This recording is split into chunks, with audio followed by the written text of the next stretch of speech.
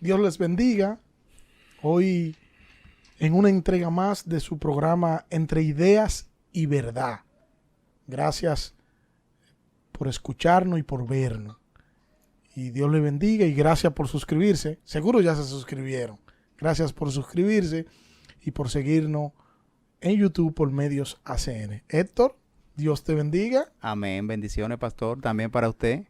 Hoy estamos de cumpleaños, estamos de fiesta. Así mismo es. ¿Cuántos son estos? ¿Se puede decir? Sí, creo que lo sí. Puede decir, lo Sí, puede hay, decir. hay personas que no les gusta, pero eso no tiene nada que ver, ¿no? Gracias a Dios tenemos ya 42. Okay. Estamos un poquito ya... No, pero bien, hoy hay celebración. Sí. Te voy a invitar a comer a tu casa hoy. No sé, me gustaría que fuera a tu casa, pero bueno. No, te voy a invitar a comer a tu casa. No, nos alegramos y esperamos que el Señor te dé un día bonito hoy. Pueden escribir la felicitación a Héctor en el video, ¿verdad, Héctor? Así es, sí. Y tal y como dijimos en el video anterior, cualquier tema que quieran que tratemos, pueden sugerirlo y luego nosotros estaremos en la semana siguiente dándoles respuesta de cuándo trataríamos ese tema. Hoy vamos a tratar un tema espinoso, podríamos decir esto. Bueno, es un tema que da mucho que hablar y yo creo que hay mucha desinformación con relación a este tema. Sí, hay muchas cosas dentro del pueblo cristiano que se desconocen y hay mucha forma de una aplicación inadecuada, ¿no? De lo que es la Biblia, el tema, lo que dice la Biblia en cuanto a ese tema. Y también hay mucha gente sufriendo también, yo diría que por esa situación. Sí, entonces vamos a hablar. El tema es el divorcio desde la óptica bíblica. Amén. Eso es el tema. Y decir de entrada, Héctor, que nosotros queremos ver este tema, ya tomando la idea final de lo que tú estabas diciendo ahora, sin intención de agredir ni acusar. Esa no es la intención de nosotros, sino más bien de exponer el mensaje bíblico y de ayudar a muchos hermanos y hermanas que puedan estar atravesando por este camino triste sin ellos saber qué hacer porque estén en un contexto donde no se haya aplicado bien el texto bíblico y puedan estar preocupados. ¿Cuándo permite la Biblia el divorcio? Desde que concluye el divorcio, ¿puede haber un nuevo casamiento? ¿Qué hacemos si el cónyuge no creyente se separa y se va a formar otro matrimonio? ¿Qué hacer si vivimos en concubinato? Estas son algunas de las preguntas que vamos a tratar de responder. Y estamos conscientes que hoy solo vamos a introducir. Esperemos que, avanzar, pero sí, estamos conscientes de ello. Sí. Que vamos a tener que hacer una miniserie de este tema porque es imposible que nosotros lo tratemos en el poco tiempo que dura este programa.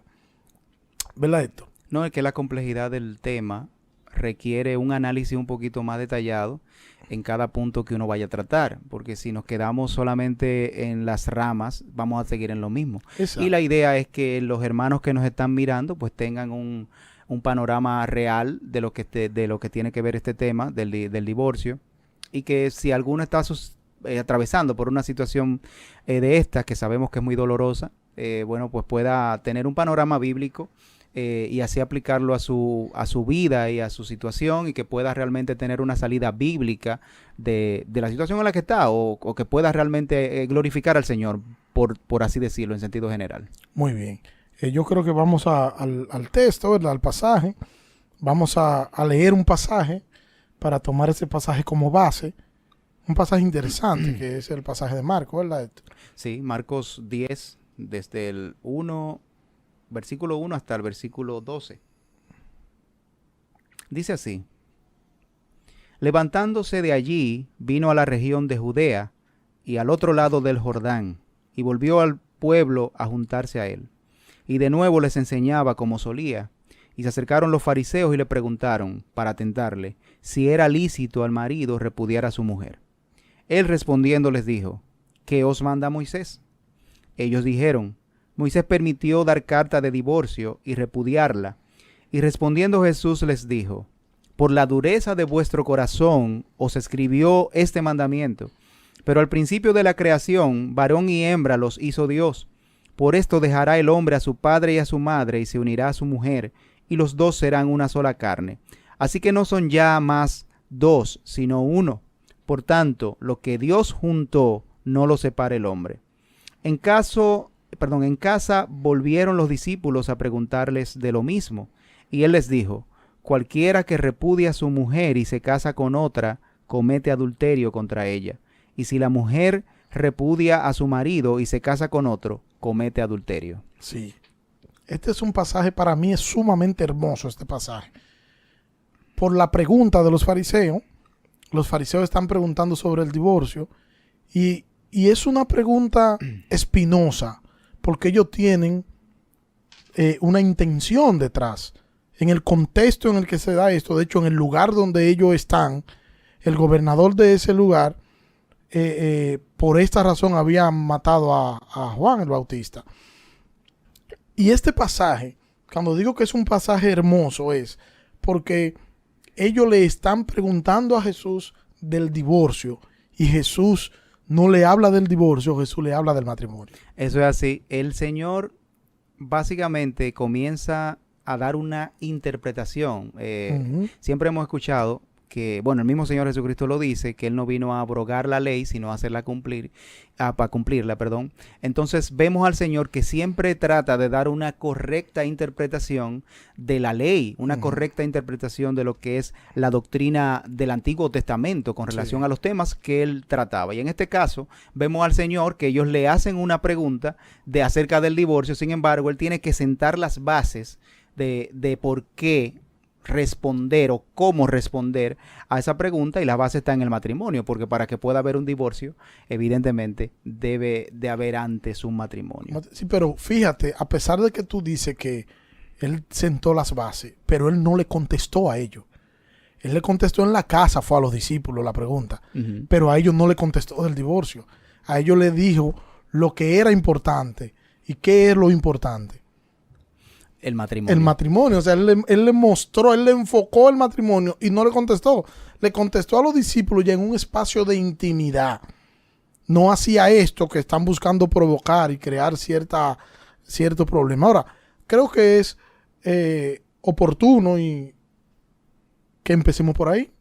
No, claro, sí. ¿Qué es el matrimonio? Cuando nosotros hablamos de matrimonio, ¿de qué estamos hablando? ¿Qué es un matrimonio? El matrimonio es un pacto que se hace entre un hombre y una mujer delante de Dios o tomando a Dios como testigo. Antes uno podía decir esto, el matrimonio es la unión de dos personas. Si tú supieras que yo estuve pensando en un momento cuando estaba pensando en eso, estaba meditando en eso, y el matrimonio es un pacto entre dos personas, y me vino solamente, digo, no puedo decir dos personas, tiene que ser entre un hombre y una mujer para que no se vayan por otro camino. Se vaya a malinterpretar. Sí, y es importante que tengamos en cuenta de que es un pacto, no es un contrato, no es un acuerdo. Es un pacto, que son cosas diferentes y que se hace delante de Dios. O sea, que hay tres personas, por así decirlo, involucradas en este acto, y es un pacto que ya por sí los pactos son solemnes, ¿no? Pero que la solemnidad de es sumamente grande, principalmente porque porque se está haciendo delante de Dios este compromiso, este pacto, y en segundo lugar, por la importancia que conlleva el matrimonio, que el mismo Dios se presenta tanto en el Antiguo Testamento como en el Nuevo Testamento como el esposo de su pueblo, en el Antiguo Testamento, y de la iglesia en el Nuevo Testamento. Sí, no, y encontramos a Pablo diciendo, ¿no?, que el matrimonio es una analogía de la relación de Cristo con la iglesia. O sea, la importancia del matrimonio es tal que se está mostrando, todo matrimonio está mostrando la relación de Cristo con su iglesia. Para eso el matrimonio existe. Sí, y eso debería de realmente mostrarnos la importancia del matrimonio, que yo creo que en los últimos tiempos las personas no le dan la importancia que Dios le da al matrimonio. Si le dieran la importancia que Dios le da al matrimonio, las personas no se casaran como se casan ahora, que hay muchas personas que se casan pensando en un divorcio, ni siquiera no piensan en un matrimonio con perpetuidad, sino, bueno, si no me gusta, si no me conviene, termino. yo hago esto. Hermano, Sí. mira, vamos a separar, a casarnos con separación de bienes. De viernes y hay Y de otro que viernes, de viernes sí. también. Y si no funciona, dejamos esto aquí. Si funciona, le damos para allá, porque la gente va a un matrimonio, esto, con la mentalidad de que va a buscar y hay que darle. Y si yo voy a buscar y no encuentro lo que estoy buscando, porque la relación matrimonial la centran en ello, una forma egoísta. Bueno, yo soy partidario y de los que pienso que el ser humano en sentido general, hay dos cosas particulares que lo definen, ¿verdad? Uh-huh. Es el egoísmo y el orgullo. Esas son las dos cosas Y el que nuevo sistema, ¿no? entiendo que lo definen. Si tú te pones a ver, en cada cosa que nosotros buscamos, en cada situación en la que quizá nos encontremos, por lo regular tratamos de buscar algún beneficio particular. Uh-huh. Y en la medida en que vamos desarrollando cualquier cosa, siempre vamos pensando, esa es nuestra manera de pensar. Por lo regular no pensamos en el beneficio del otro. Eso sería un pensamiento secundario. Pero por lo regular pensamos solamente en eso. Entonces, cuando llega el matrimonio, la persona quiere ser feliz. De hecho, eso es uno de los deseos del ser humano. Yo diría que el fundamental es que quiere ser feliz. Entonces, cuando va al matrimonio, va con esa misma idea de que quiere ser feliz, pero no piensa que el otro también quiere ser feliz. Entonces, yo quiero que el otro también me haga feliz a mí, ¿verdad? Y yo también aportar para mi felicidad. Entonces ya tenemos una actitud egoísta, inmediatamente comenzamos o llevamos a entrar al matrimonio. Y dicho sea de paso, no es correcto que un creyente vaya al matrimonio con esa mentalidad, con esa perspectiva de querer ser feliz en una relación matrimonial. Tú sabes que también hay mucho desconocimiento y mucha ignorancia dentro del pueblo de Dios, porque también ha habido mucha dejadez yo diría que de las iglesias y también de los pastores o de muchos pastores con relación al tema del matrimonio, porque no le han dado la importancia necesaria antes de que la persona se case. De hecho, hay iglesias, ¿no?, que tienen eso por norma, de dar una consejería prematrimonial a los novios con el fin de que también entiendan que lo que significa el matrimonio. Sí, y es por eso que mucha gente llegan al matrimonio con un desconocimiento real de a qué que se van a enfrentar y qué van a encontrar. Es así. No, y la importancia de eso, de lo que es la consejería prematrimonial, es que hay muchas cosas que se resuelven en ese lapso de tiempo. Claro. Que si no se resuelven en ese lapso de tiempo, en el primer año de matrimonio, todo eso va a ir estallando. Y van ahí como si fuesen tubería, detonando por un lado y detonando por otro lado, porque no se trabajó en el momento oportuno, que es en esa etapa donde se debe enfocar. Pero la importancia de un matrimonio y un creyente debe entender que el matrimonio no es algo trivial, que no debe ir al matrimonio pensando como piensa el no creyente, que piensa en ir al matrimonio a buscar, a beneficiarse, y si esto no funciona, me voy de aquí. Esa no puede ser la mentalidad del matrimonio. ¿Por qué? Porque esa no es la mentalidad que Dios tiene del matrimonio. No, y que también en la misma consejería prematrimonial hay muchas cosas que salen a relucir. Porque tú sabes que en la efervescencia del noviazgo, o sea, yo estoy enamorado de una persona y esa persona me gusta mucho y yo paso por alto cosas que a la larga me van a traer problemas. Obviamente, ya después que tú estás casado es más complicado, ¿tú entiendes la situación? Porque ya tú tienes que cambiar tú y también, obviamente, permitir que esa persona cambie, pero eso es si la persona quiere cambiar, ¿tú entiendes? Sí. Antes del matrimonio, tú te puedes dar cuenta si verdaderamente esa persona es pareja tuya. O sea, ¿qué me refiero con esto? No necesariamente una persona pudiera ser la pareja con la que tú te vas a casar. ¿Por qué? Porque hay cosas en las que quizás esa persona no está de acuerdo o forma de actuar o de pensar de las que tú tienes que hacer un trabajo, obviamente, como creyente, como siervo del Señor, como una persona que quiere hacer la voluntad de Dios, trabajar con tu novia antes de tu casarte, pero eso no quiere decir que tú te tengas que casar con esa persona, porque evidentemente hay cosas que tú vas a ver y deberías de ver más allá. Muchas veces nosotros pensamos que, bueno, mi pareja ahora hace tal cosa, pero cuando nos casemos, él lo va a cambiar. Y es todo lo contrario, es todo lo contrario, no solamente empeora, sino que surgen otras peor. Sí, sí, que nos dañan nuestra relación matrimonial, pero también nos dañan hasta nuestra relación con el Señor, porque yo te voy a decir una cosa, cuando uno está en una situación de estrés así, o incómodo, que obviamente se desprende del hecho de que somos egoístas, sí. Eso también causa un daño en la relación con el Señor, porque evidentemente el Señor nos manda a amar a nuestro prójimo.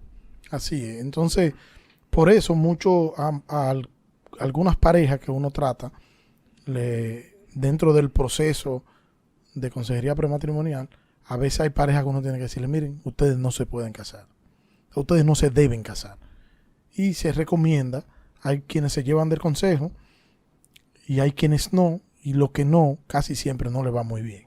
Sí, entonces el hecho de dar un consejo antes de tú casarte, y yo creo que eso va también con la misma consejería prematrimonial, que las personas deben de tomar una consejería prematrimonial en su iglesia, y los pastores que nos están escuchando también tienen que tener ese espacio para darle una consejería prematrimonial bíblica a los creyentes que van a casar, porque evidentemente hay cosas que ellos necesitan saber.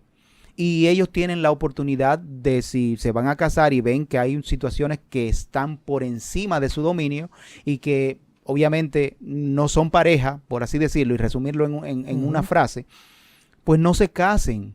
No es obligado casarte con una persona en particular. Yo sé que hay muchos hermanos que dicen, bueno, esa fue la que Dios me dio. No, Dios nos da la oportunidad de elegir nuestra pareja. Sí. Al que no le dieron esa oportunidad fue a Adán. Porque a Adán se le hicieron y la dieron, pero la dieron perfecta, ¿eh? Nosotros sí. no tenemos esa, fue el mismo Dios que se la dio. Dios la hizo y se la dio. No fue que Dios la buscó de entre un grupo y se la trajo. No, Dios la hizo y se la dio. Nosotros no tenemos esa oportunidad. Dios nos dio la oportunidad de buscarla. Y evidentemente tenemos que tratar de buscar una persona que ame al Señor por sobre todas las cosas. Así es.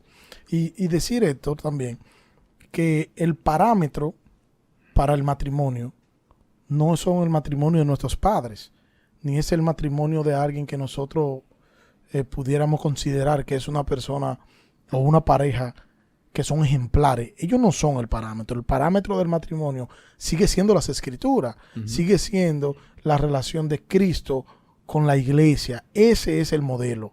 El modelo sigue estando en las escrituras.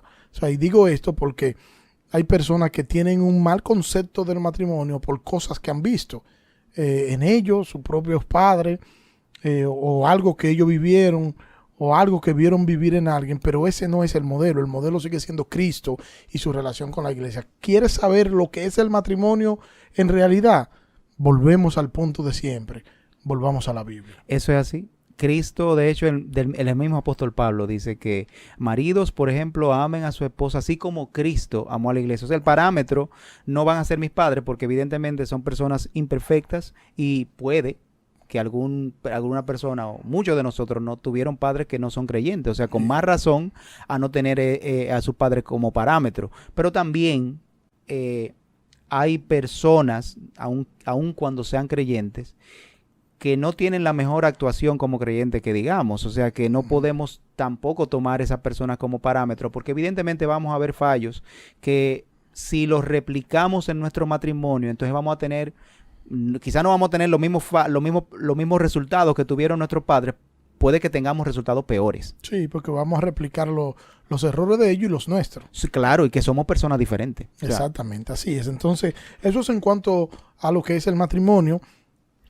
Decir de entrada también, ya para ir entrando un poquito al tema que es el divorcio, en ninguna parte de la ley mosaica estipula el divorcio como tal.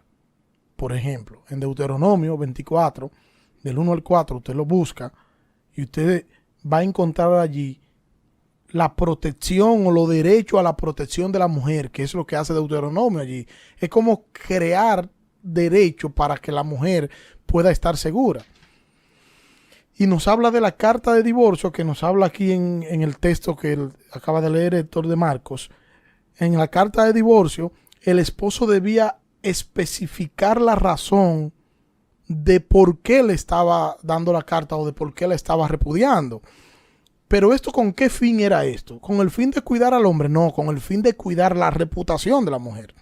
O sea que al final, esta carta de divorcio a la que está haciendo referencia aquí los fariseos, citando a Malaquías, es cuidando, protegiendo la integridad de la mujer misma. Tú sabes que en la Biblia, y yo sé que hay muchas personas que piensan que no es así, pero, y de hecho muchos creyentes, ¿no? Lamentablemente. Pero la Biblia siempre, la Biblia no se inclina a un lado de la balanza, como muchas personas piensan, ¿eh? No, la Biblia no tiene que ver con eso, porque el Dios es Dios tanto de hombres como de mujeres. Y el propósito de Dios, no en cuanto a lo que tiene que ver al ser humano, es su gloria, o sea, glorificarlo a Él. Y por eso en la Biblia encontramos que en las leyes mosaicas, aun cuando estamos claros de que la mujer, por ejemplo, en los tiempos del Antiguo Testamento, no gozaba de ciertas libertades como goza ahora en la época en la que estamos viviendo, y que tampoco gozaba en la época del Señor Jesucristo, ¿no? Pero en la ley mosaica evidentemente habían situaciones diferentes. Sin embargo, vemos que las leyes estaban estipuladas casi, por así decirlo, en un 100%, que cada quien, o sea, tanto para hombres como para mujeres. Por ejemplo, en el caso de lo que es la fornicación o el adulterio, era lo que iba a decir. La pena no era solamente para la mujer, como muchas veces se presenta, porque se ve a la mujer que adulterando. Por ejemplo, en el caso del Nuevo Testamento, que el Señor, que encuentran a la persona, a la mujer adúltera, y la van a apedrear, y el Señor dice lo que dice.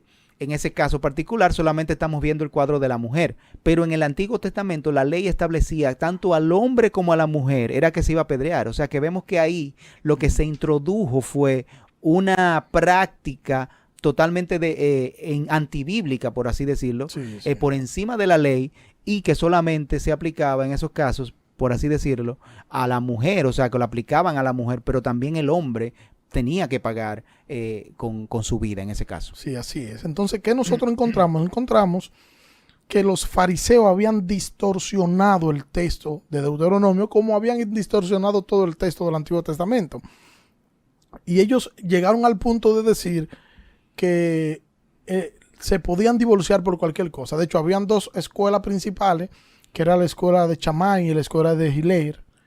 Y ellos, cada quien, había una pugna de cuál era más estricto que el otro. Uno decían que si la mujer quemaba una comida, ya eso era algo reprochable. Los otros decían, no, eso no es algo reprochable. Algo reprochable es que la mujer hable en público al hombre y eso le sea al hombre desagradable. Si le es desagradable, eso es suficiente para que el hombre se divorcie. Y así introdujeron un sinnúmero de normas y de cosas apartado, divorciado por completo de lo que es el texto bíblico, de lo que era el espíritu de la ley misma y del mandato que el Señor le estaba dando. A todo esto el Señor le muestra que quien los creó a ellos al principio no los creó para que se divorciaran. Y eso es lo que el Señor le está diciendo. De hecho, ahí el mismo Señor introduce un tema muy particular, por así decirlo. Lo dice de manera implícita, lo deja claro. El matrimonio era entre un hombre y una mujer, ¿verdad? Sí. Pero no entre un hombre y varias mujeres, que era una práctica, por ejemplo, en el Antiguo Testamento, donde la poligamia, pero del Señor dice, en el principio no era así. Eso es interesante. ¿Cómo era en el principio? Él le creó a Adán una mujer. Una mujer. Y eran esposos, y él constituyó así la familia. Así es. Entonces es así. Entonces, de forma sencilla, para decirlo de una forma sencilla, para contestar qué es un divorcio, se puede definir como la disolución del matrimonio. Así es. Un matrimonio dictaminado por un tribunal a solicitud de ambos cónyuges o a solicitud de una sola parte. ¿Por qué digo eso? Porque en la República Dominicana existen 3 tipos de divorcio. Existe lo que es el divorcio de mutuo consentimiento o mutuo acuerdo, el divorcio por causa determinada y lo que se llama el divorcio especial o divorcio al vapor, que es como se le dice. Se estipula para cada uno de estos divorcios un tiempo determinado. Por ejemplo, el divorcio de mutuo acuerdo dura un promedio de 4 meses. El que es por causa determinada dura 1 año aproximadamente. Y el divorcio al vapor, como se le dice, dura aproximadamente 7 días. Y que hasta dónde hemos llegado. En 7 días es suficiente. Tenemos que reconocer que en nuestros días se ha relajado lo que es el tema de la relación matrimonial. Se ha bajado, se ha degradado el matrimonio.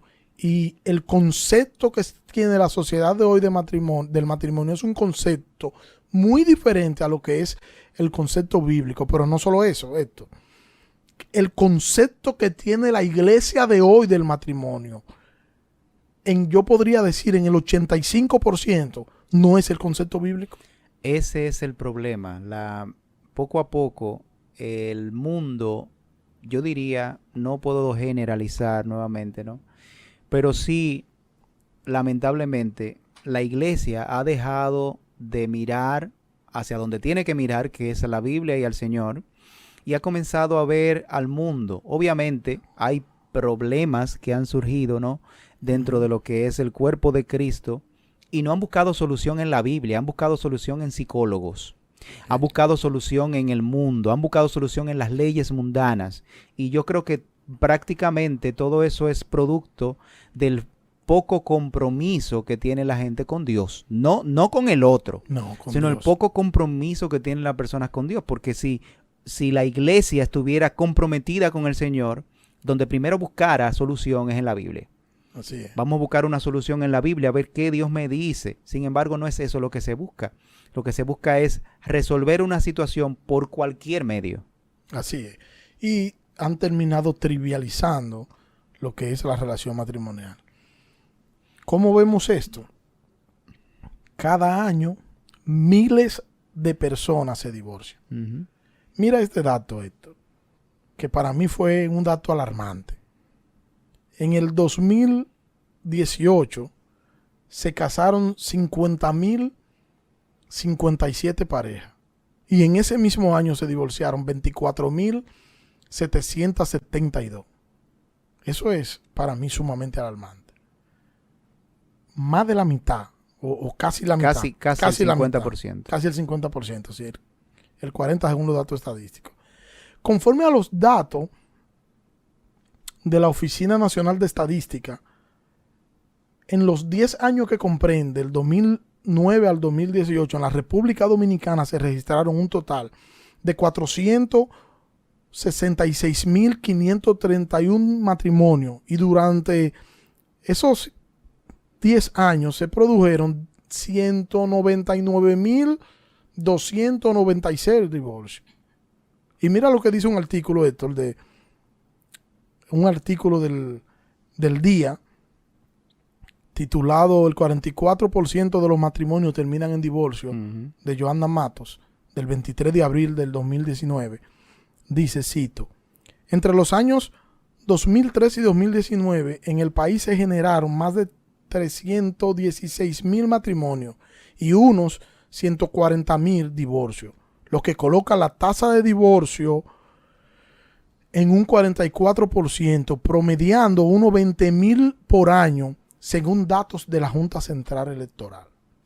Es un dato escalofriante y es un dato para que la sociedad, en vez de estar enfocando los cañones por otro lado, tengamos que hacer un alto y pensar qué está sucediendo en nuestra sociedad, porque estos números son alarmantes y son números fríos que están ahí, que no son números que nos lo estamos inventando.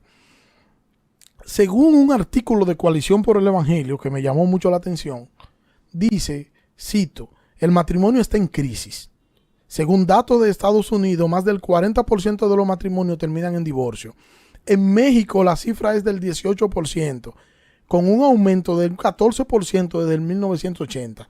Tristemente, y esta es la parte que más me duele, tristemente las estadísticas de la iglesia no son muy diferentes a las del mundo. Son prácticamente iguales, yo diría. Igual, o sea, lo mismo que nosotros estamos viendo y lo que está sucediendo en el mundo con relación al divorcio, eso mismo está sucediendo en la iglesia y es por lo que ya hemos dicho, ¿cierto? Sí. Yo estaba mirando una vez una película no recuerdo el nombre de la película, pero sí esta película mostraba una persona que como que viajó en el tiempo y vino al futuro. Y bueno, él era una persona, por así decirlo, un puritano. Pero ¿qué sucede? Que cuando a él le dicen el porcentaje de divorcios que hay, que era de 2 de cada 5 personas, cada 5 matrimonios, 2 de cada 5 matrimonios terminaban en divorcio, él quedó alarmado. Yo, pero ¿cómo es posible? Divorcio. Pero que no puede ser. O sea, vemos cómo antes las personas miraban al divorcio de una manera totalmente diferente a como ahora la estamos mirando. O sea, cómo las personas ven ahora mismo el divorcio como una solución real, pero no lo ven antes, o sea, durante el proceso, sino lo ven antes de casarse. Lo están mirando como una posible solución a cualquiera de sus problemas matrimoniales. O sea, que están acudiendo al matrimonio ya predispuesto y con una solución prefabricada llamada divorcio Con para resolver. una solución debajo de la manga. Sí. Si no me funciona, bueno, pues y yo creo que eso es parte de la problemática en la que estamos viviendo. O sea, los matrimonios terminan, yo diría, no por problemas intrínsecamente de la relación que han tenido, sino básicamente por la predisposición que se tenía antes de casarse. Como tengo una predisposición ya al divorcio antes de casarme, bueno, pues esa es la solución que yo voy a buscar de antemano. Si no existiera esa solución antes de casarse, se tirara hasta la última gota de sudor para resolverla. Pero como ya lo tenemos ahí, y tú sabes que si tengo una herramienta, yo la voy a usar. Sí, pero tú dices de una predisposición, y hay que ser justo con quien nos está escuchando. ¿Tú crees que tiene una predisposición una mujer que no se sienta amada por su marido? ¿Tiene una predisposición? Yo no me siento amada por él y yo me quiero separar de él y casarme con otro hombre que sí me ame. Mira, el problema es que como lo pudiera decir Gary Chapman, ¿no?, en su libro El matrimonio, pacto y compromiso, el problema es que no podemos descansar ese tipo de cosas en sentimientos. Y si yo está tomando una decisión tan importante, ¿no?, la basada en sentimientos, ni siquiera ha tomado en cuenta que tiene que pensar qué es bueno o qué es correcto, por así decirlo, de cara a lo que es lo que dice las escrituras, sino cómo se siente. O sea, yo me siento y nosotros no podemos sentir o bien o mal, dependiendo circunstancias de la vida que nos ocurran, nosotros no podemos sentir bien o mal. Entonces, el hecho de que tú sientas que una persona no te ama, eso no quiere decir que la persona no te ame. Eso es lo primero. En segundo lugar... O sea, tú estás diciendo que las emociones me pueden engañar. Sí, claro, pero claro.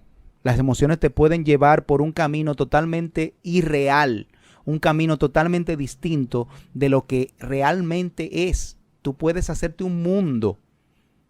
Por ejemplo, yo llego a un lugar y a mí no me saludan. Y digo, wow, me siento, al menos no me saludaron. Wow, Daniel me vio, me pasó por el lado y no me saludó. Wow. Que ayer... O sea, yo estoy haciéndome un mundo. Comienzo a hacerme un mundo. Mira, seguro fue porque yo le dije tal cosa. Seguro fue porque yo hice tal cosa. Seguro fue porque ya él como que, no sé, ya él no me quiere o él me odia o él, lo que sea. O sea, ya comienzo a hacerme un mundo. Pero eso solamente está en mi cabeza. Cuando viene a ver, voy donde Daniel y le digo, wow, papá, ¿pero y qué fue? No me saludaste. Y yo ajeno a todo eso. Y yo no te saludé. Óyeme, yo estaba pensando en tal o cual cosa. ¿Por qué? Porque realmente los sentimientos nos llevan a nosotros a tomar o a pensar cosas que no necesariamente es lo que están sucediendo. Y aún fuera así, estoy casi seguro que debe de tener una explicación en la otra persona. que básicamente, aquí un punto importante, nosotros nos sacamos de la ecuación y decimos que el otro no me, como dice la mujer, no me ama. No me ama. Yo siento que él no me ama, pero yo saco de la ecuación el hecho de que posiblemente esa actitud de esa persona haya sido motivada por mí. Sí. Y si yo saco eso, el malo es él, no yo. O el malo es ella, no yo. Porque no me ama. Yo soy un tipo bueno. Yo soy un tipo que hago las cosas bien. Pero lo más probable es que quien haya motivado eso soy yo. Pero tú notas la diferencia cuando cuando una persona te dice, Héctor, mira, tú hiciste tal o cual cosa. Y eso no está bien. Tú no me saludaste para tomar mi ejemplo que tú dijiste.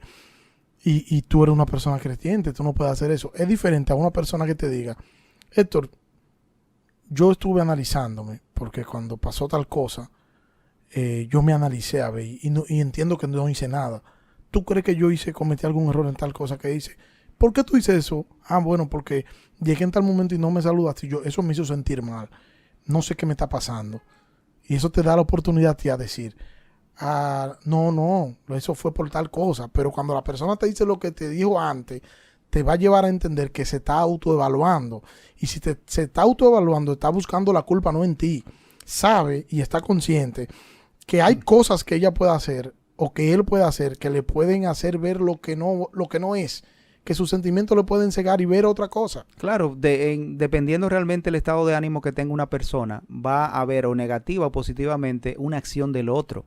O sea, si esa persona está contenta, está alegre porque quizás consiguió algo en ese momento y le pasa a la otra persona por el lado y no lo saluda. Por ejemplo. 1.5, por ejemplo. Se sacó, no sé, un carro en el trabajo, ¿verdad? Estaban rifando un carro en el trabajo y se lo sacó. Está contento. O sea, y le pasa ese amigo por el lado y no lo saluda. Yo estoy casi seguro que él no va a ver eso como si fuera al contrario. Como que si ese día él haya perdido, por ejemplo, se le hayan perdido 100,000 pesos, ¿verdad? Óyeme, se me perdieron 100,000 pesos. Ese día el tipo está depresivo, caramba. Sí. Y le pasa a ese amigo y no lo saludan.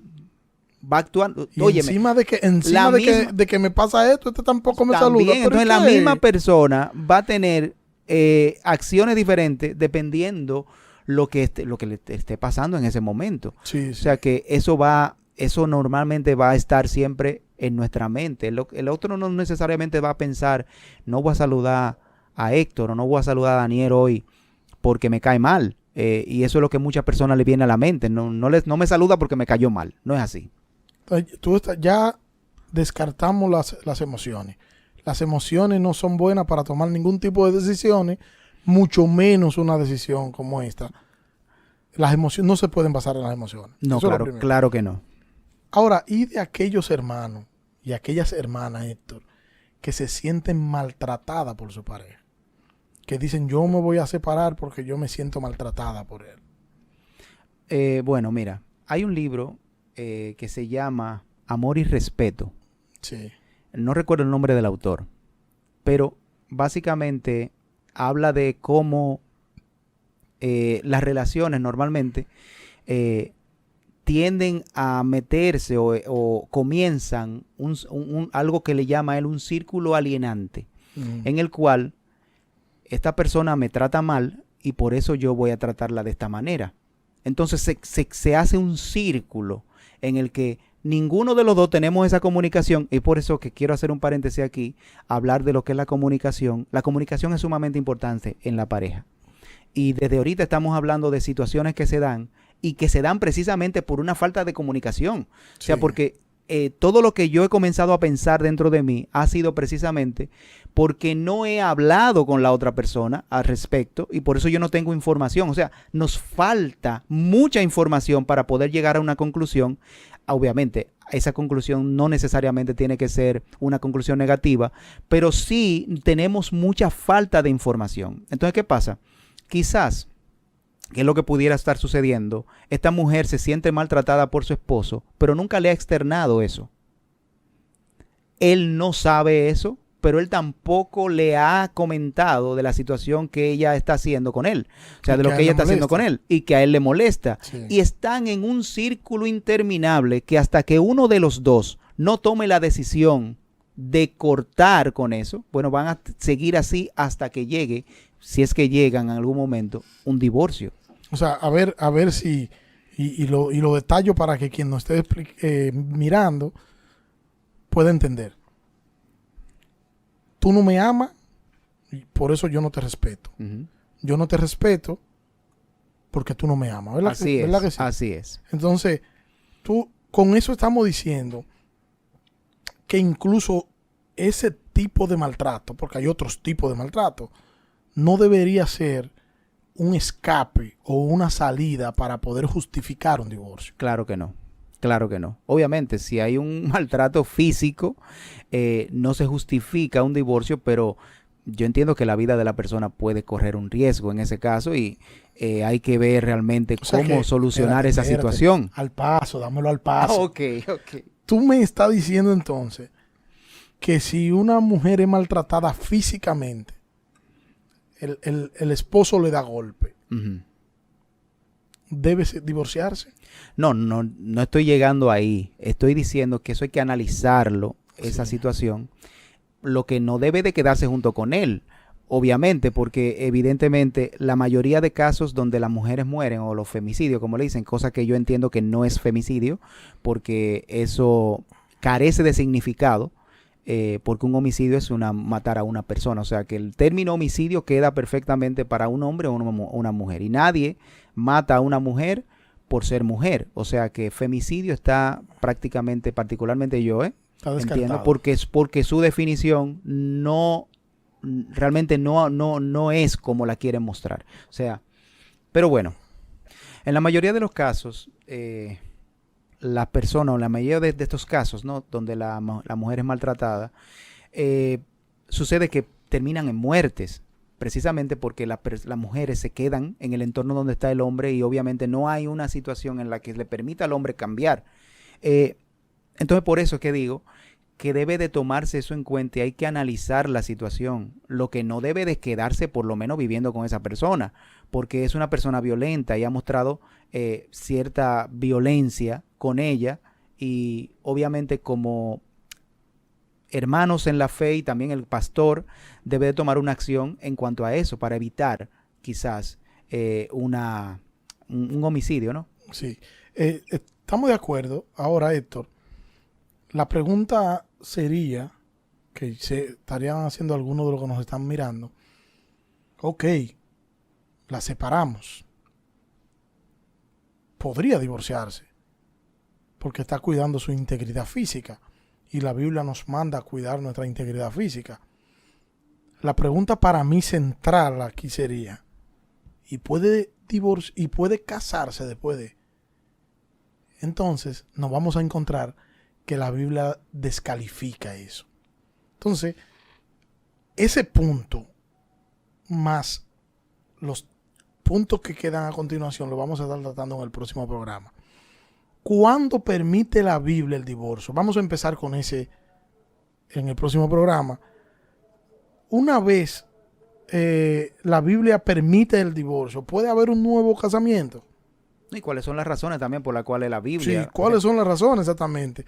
¿Qué hacemos si el cónyuge que no es creyente se va y forma otro matrimonio? ¿Debe la mujer quedarse atada a ese hombre que ya hizo una vida por otro lado? ¿Y qué debe hacer una persona o un creyente que vive en concubinato? Estos son los temas que vamos a estar completando en el próximo video. Esta fue solo la introducción.